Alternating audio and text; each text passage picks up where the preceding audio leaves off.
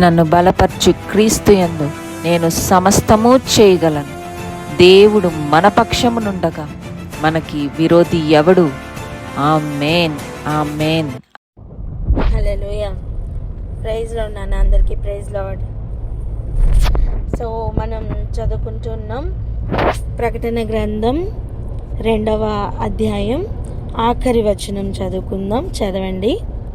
ప్రకటన గ్రంథం 2వ అధ్యాయం తుయతైరా సంఘంతో మాట్లాడుతున్న ఆఖరి వచనం.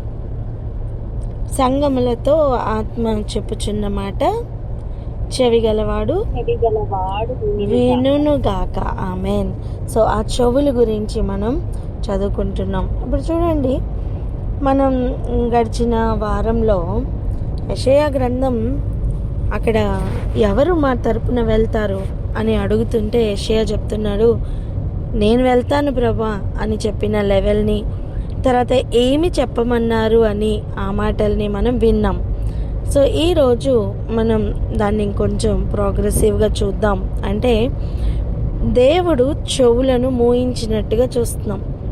సో ఇప్పుడు ఎవరు వినాలి అన్నా ఆ దేవుడే వచ్చి తీస్తే తప్ప ఆ చెవులు తెరవబడవు.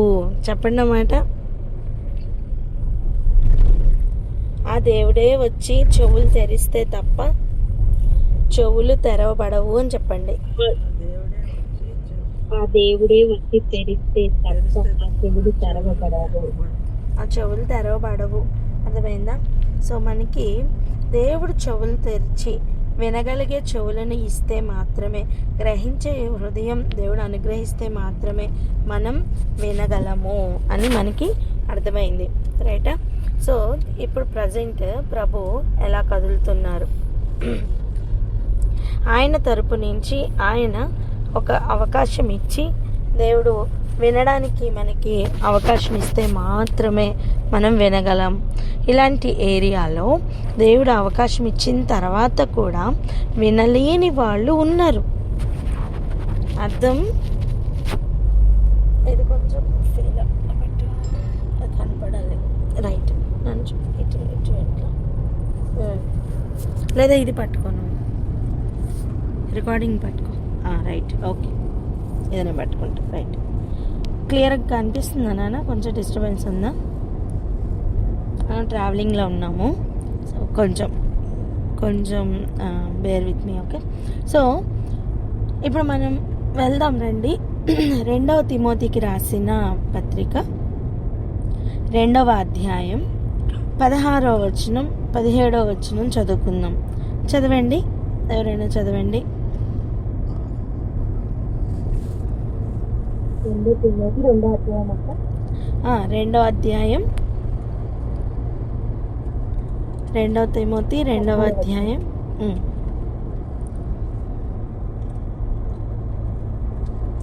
అపవిత్రమైన వట్టి ఉండుము. అట్టి మాటలాడు వారు మరి ఎక్కువగా భక్తిహీనులగుదురు. ఇక్కడ చూడండి, అపవిత్రమైన మాటలకి, వట్టి మాటలకి విముఖుడమై ఉండుము. అర్థం, అపవిత్రమైన మాటలు వినిపిస్తున్నప్పుడు నీ చెవులు వినకుండా ముఖం తిప్పుకో. చాలామంది వాక్యానికి విముఖుడుగా ఉంటారు.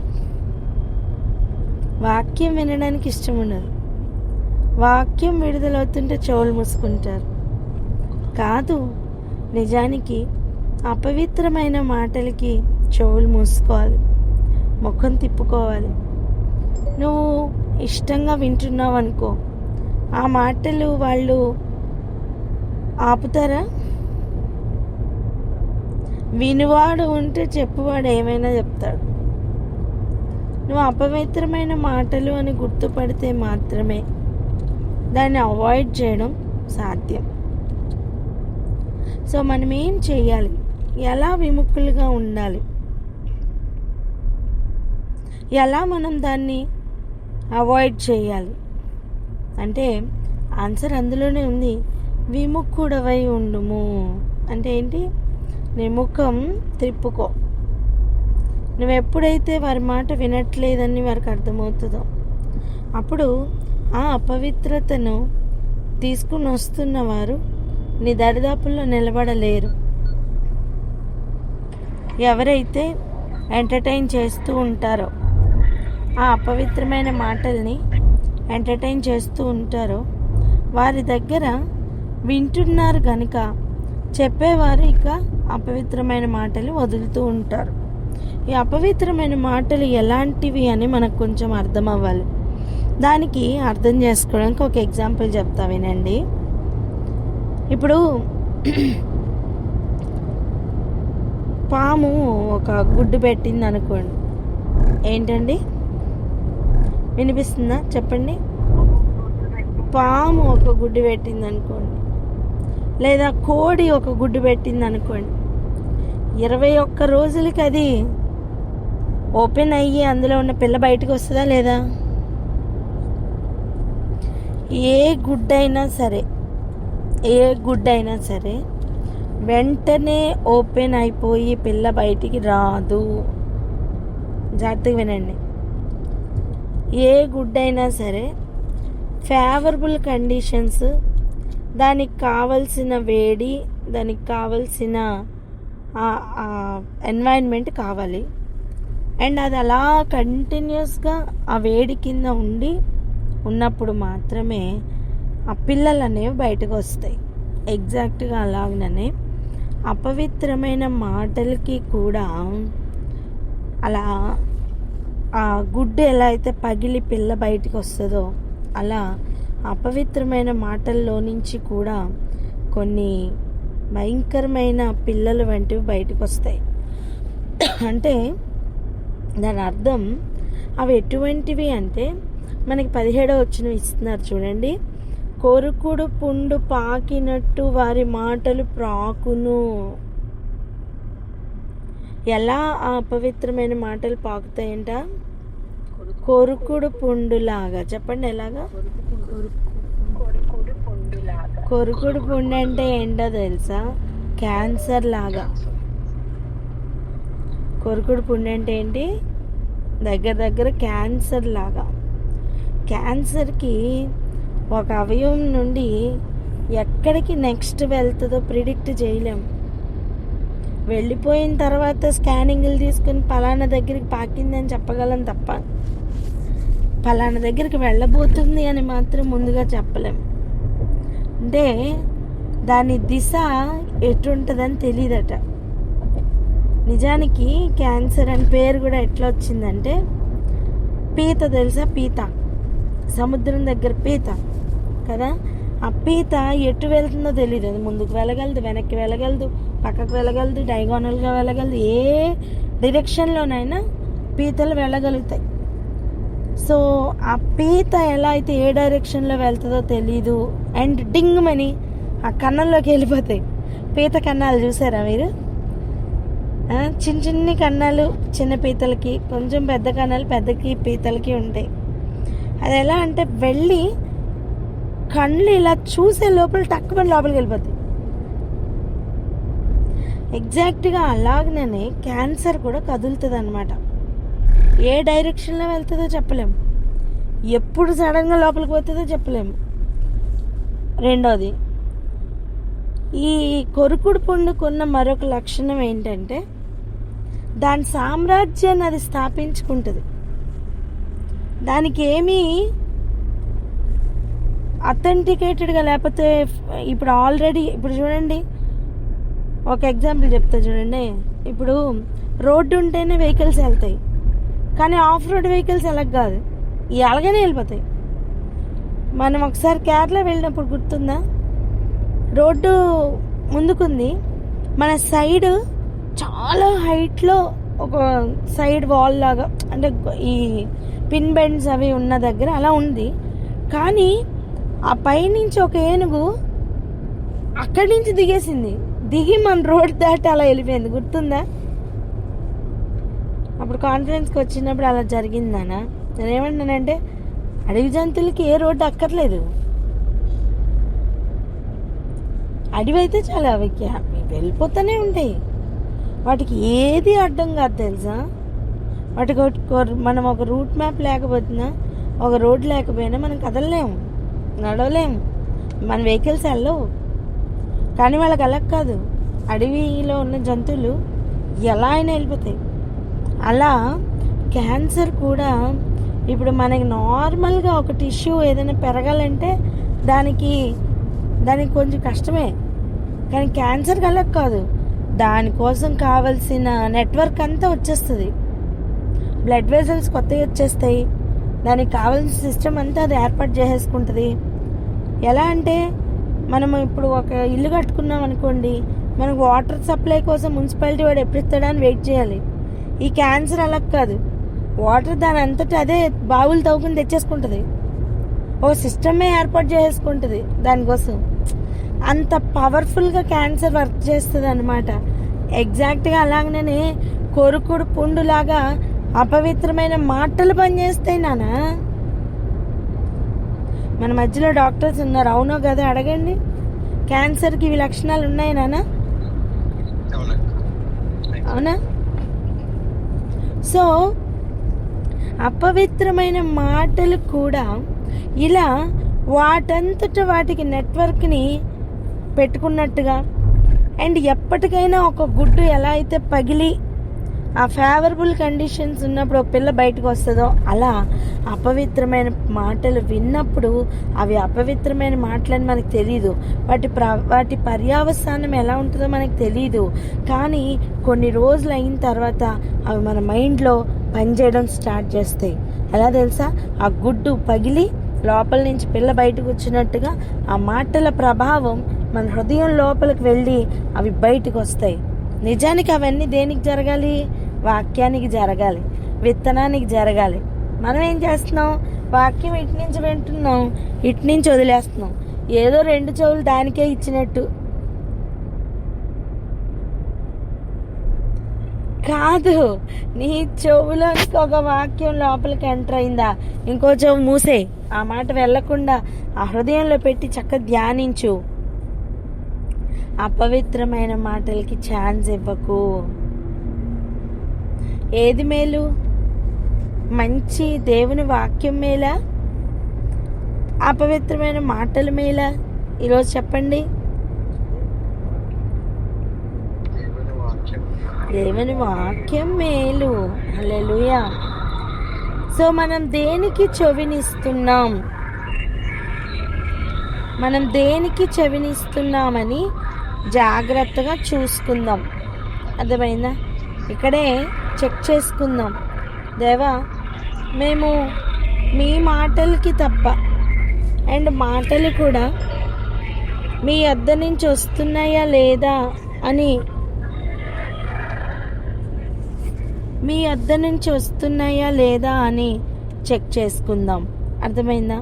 చెక్ చేసుకొని కేవలం ఆయన యొద్ద నుండి వస్తున్న మాటలు మాత్రమే రిసీవ్ చేసుకొని హృదయంలో భద్రపరచుకోవాలి. ఈరోజు మనం అటువంటి తీర్మానం తీసుకోవాలి. తీసుకున్న తర్వాత మనం ఎలా దీన్ని ఇంప్లిమెంట్ చేయాలి? వినడానికి చాలా బాగుంది, దీన్ని ఎలా ఇంప్లిమెంట్ చేయాలి? నీ మాట వినట్లేని వాళ్ళతోనూ సాంగత్యం చేస్తావా? చెప్పండి, చెయ్యవు. అలాగనే ఈ అపవిత్రమైన మాటలు తీసుకుని వస్తున్న వారు కొన్ని రోజులకి నిన్ను ఎవరు తరమకుండానే నేను విడిచిపెట్టి వాళ్ళే వెళ్ళిపోతారు. ఆమేనని చెప్పండి. ఎందుకు? నువ్వు వినట్లేదు కనుక, ఎందుకు నువ్వు చెయ్యి వెగ్గొట్టలేదు కనుక, నీ చెవులు ఇచ్చి వాళ్ళని ఎంటర్టైన్ చేయట్లేదు కనుక, నీకు ఆ మాటలు తెస్తున్న సోర్స్ ఏదైనా ఉండనివ్వండి, వాళ్ళు మీ వద్ద నుంచి వెళ్ళిపోతారు. కనిపించేవైనా కనపడనివైనా. ఆమేన్. ఏంటండి చెప్పండి? కనిపించేవైనా కనపడనివైనా విడిచిపెట్టి వాళ్ళే దూరంగా వెళ్ళిపోతారు. ఇప్పుడు ఆలోచించండి, దేవుడు చెప్తున్న మాట చెవి కలిగిన వాడు ఆత్మ చెప్పుచున్న మాట వినును గాక అని.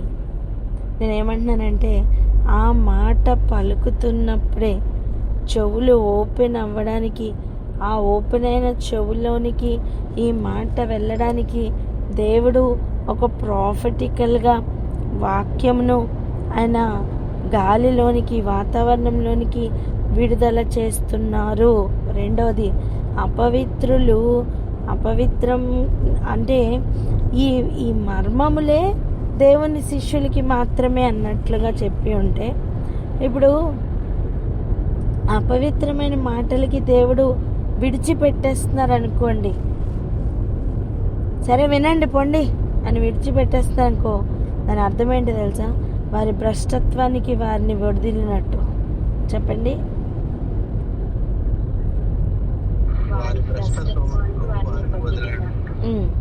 వారి భ్రష్టత్వానికి వారిని వదిలినట్టు అర్థం అన్నమాట. ఇప్పుడు అర్థం చేసుకుందాం మనం. ఎప్పుడైనా సరే ఆత్మ చెబుతున్న మాట చెవిగలిగిన వాడు వినుగాక అని ఎక్కడైనా సరే కంటికి కనిపించిందా, ఇదంతా సబ్జెక్ట్ మనకి మైండ్లోకి రీల్లోకి రావాలి. అర్థమైందా? వస్తున్న సోర్స్ ఏంటో గుర్తుపట్టాలి. చెప్తున్న మాటల ప్రభావం ఎలా ఉంటుందో మనకు ముందే అర్థం అవ్వాలి. అంత జాగ్రత్తగా మన చెవుల్ని కాపాడుకుంటేనే లోపలికి ఆత్మ చెప్తున్న మాట వెళ్తుంది. అర్థమైందా? సో ఈ లోపలికి వెళ్తున్న అపవిత్రమైన మాటలు వినకుండా చేస్తూ దేవుని వాక్యం దూరి వెళ్ళినప్పుడు హృదయంలో ఒక కన్విక్షన్ వస్తుంది. అవును ప్రభా, ఇంకా నేను ఇలాంటి మాటల్ని మాట్లాడను అని ఒక తీర్మానం తీసుకోవడానికి మనసు అనిపిస్తుంది. ఈరోజు నీకు అలా అనిపిస్తుందా? అయితే తీసుకో. 4-5 కలిసి ఫ్రెండ్స్ కలిసి కూర్చుంటూ ఉంటాం, పియర్ గ్రూప్. అలా కూర్చున్నప్పుడు అపవిత్రమైన మాటలకి ఎంటర్టైన్ చేయొద్దు. ఒకసారి నీకు ఫస్ట్లో కష్టమవుతుంది, దాన్ని అవాయిడ్ చేయడం కొంచెం కష్టంగానే అనిపిస్తుంది. కానీ యూ స్టార్ట్ ప్రాక్టీసింగ్. నేను చూడంగానే వాళ్ళే అంటారు, అమ్మో వీడున్నాడు మాట్లాడనులే అని. రాను వాళ్ళతో కూడా దేవుడు మాట్లాడతారు. నానా నీవు అడుగు పెట్టు ప్రతి స్థలం నీది అవుతుంది. దేవుని వాక్యం అదే. అర్థమైందా? నిన్ను చూసి వాళ్ళ లోపల ఒక క్వశ్చన్ వస్తుంది, ఎందుకు వీళ్ళు ఇలా ఉన్నారు అని. తర్వాత దాని అర్థం ఏంటి తెలుసా? వాళ్ళు నీలో పనిచేయడం కాదు, ఇప్పుడు నువ్వు వాళ్ళల్లో పనిచేస్తున్నావు. ఆమేన్. నీ గురించిన థాట్ వాళ్ళ థాట్స్లో డిస్టర్బ్ అవుతుంది వాళ్ళకి. నువ్వు ఒక మాట చెప్పావనుకో, ఇప్పుడు రివర్స్లో వాళ్ళకి డిస్టర్బెన్స్ కలగాలి. డిఫెన్స్ చేసుకునే రేంజ్లో మనం వద్దు, అటాక్ చేసే రోడ్లో ఆ రేంజ్లోకి వెళ్దాం. ఆమేన్. ఇప్పటి వరకు వాళ్ళ మాటల ప్రభావం వలన మన మనస్సు చెడిందేమో, ఇప్పుడు మన మాటల ప్రభావం వలన వాళ్ళ మనస్సుల హృదయాలు మారునుగాక. ఆమేన్. అప్పటి వరకు మనం చూడండి, సంఘములతో ఆత్మ చెప్తున్న మాట చెవిగలిగిన వాడు వినుగాక అని చెప్తున్న లెవెల్ ఏంటో తెలుసా? నీ క్రియలు, నీ కష్టం, నీదన్నీ నాకు తెలుసు అంటే చాలా 80-90% నువ్వు చాలా బాగున్నావు. ఆ మిగిలిన 10% నువ్వు మారాలి అని చెప్తున్నప్పుడు ఆ మిగిలిన 10% మార్పు పొందడానికి మనుషులకు ఇష్టం ఉండదు.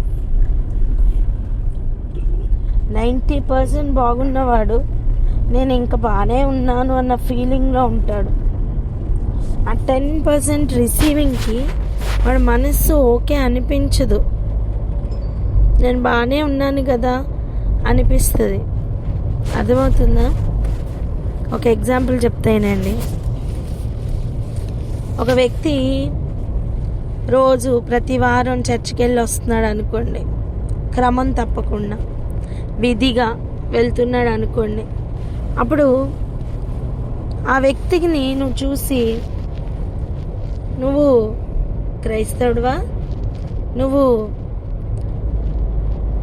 దేవుని విషయంలో నీ భక్తి ఎలా ఉంది అని ఒక ప్రశ్న హెచ్చరికగా వచ్చింది అనుకోండి. ఆ వ్యక్తి ఏమనుకుంటాడు? ఫస్ట్, నేను ప్రతి వారం చర్చికి వెళ్తున్నాను క్రమం తప్పక, ఎంత కష్టమైన నేను వెళ్తున్నాను, అక్కడ ఆగిపోడా? అర్థమైందా? నేను 90% బాగున్న వాళ్ళు ఆ 10% కరెక్షన్ని తీసుకోవడం ఎంత కష్టమో చెప్తున్నాను. అప్పుడు వాళ్ళు చేస్తున్న నీతి కార్యాలు గుర్తొస్తాయి. దేవునికి అసహ్యమైనది ఏదైనా ఒకటి వారిలో ఉన్నా వాళ్ళు ఒప్పుకోలేరండి. వాళ్ళు ఒప్పుకోలేరు. మేము ఇంత చేస్తున్నామనే సెల్ఫ్ పిటీలోకి, జీవపు డంబంలోకి వెళ్ళిపోతారు. అందుకే ప్రభు చెప్తున్నారు, ఆత్మ చెప్పుతున్న మాట చెవి గలవాడు వినుగాక. ఒక మాట చెప్పనా? నోవాహు ఒక ద్రాక్ష తోట వేసాడట. ఆ తోట వలన, ఆ తోటలోంచి వచ్చిన ద్రాక్ష రసంతో, ఆ తోట నుంచి వచ్చిన ద్రాక్ష రసంతో మత్తుడైపోయాడట. ఇప్పుడు చెప్పండి, ఆయన గారు మత్తుడు అవడానికి బయట నుంచి ఎక్కడైనా ద్రాక్షరసం వచ్చిందా? ఆయన తోటలో నుంచే వచ్చిందా? ఆయన తోటలో ఇంకో విషయం ఏంటి తెలుసా? అలా ఉన్నప్పుడు, మత్తుగా ఉన్నప్పుడు దిగంబరిగా పడుకున్నాడట. అర్థమైందా? ఇప్పుడు నోవాహు అంతటోడు, అంత ఓడగట్టినవాడు ఒక దిగంబరిగా అలా పడుకున్నాడు మత్తుడై అంటే అర్థమైందా? 90% చాలా బాగుంది. కానీ ఆ 10% పోనీ 99% చాలా బాగుంది. కానీ ఆ 1% ఏమైంది? అర్థమైందా? అలా ఇప్పుడు మనం కరెక్షన్ చెప్పామనుకోండి, ఆయన వింటాడా? You know who I am అంటాడు. అవునా? ఇంత పెద్ద తూములు, ఆకాశ తూములు కూడా ఓపెన్ అయిపోయి జలములన్నీ వచ్చి ప్రతి ఎత్తైన కొండ కూడా తడిచేంత, మునిగిపోయేంత వర్షంలో నుంచి నేను నా కుటుంబాన్ని కాపాడుకున్నాం అన్న ఫీలింగ్ ఉండదా? ఉంటుంది. అందుకే దేవుడు మొద్దులో నుంచి చిగురు తీస్తున్నారు. అర్థమైందా? దేవుని ప్రణాళికలు చాలా ఉన్నతమైనవి నాన్న. ఆయన మాటకు చెవియొగ్గే ఒక మనస్తత్వం ఆయన కోరుకుంటున్నారు. ఇంకో కొన్ని మాటలు చెవుల గురించి రేపటి దినాన్ని చూద్దాం. ఇక్కడ ఆగి ప్రార్థన చేసుకుందాం. ప్రార్థన చేయండి. ఒకరి తర్వాత ఒకరు, ఒక ఇద్దరు లేదా ముగ్గురు ప్రార్థన చేయండి. క్లోజ్ చేసుకుందాం.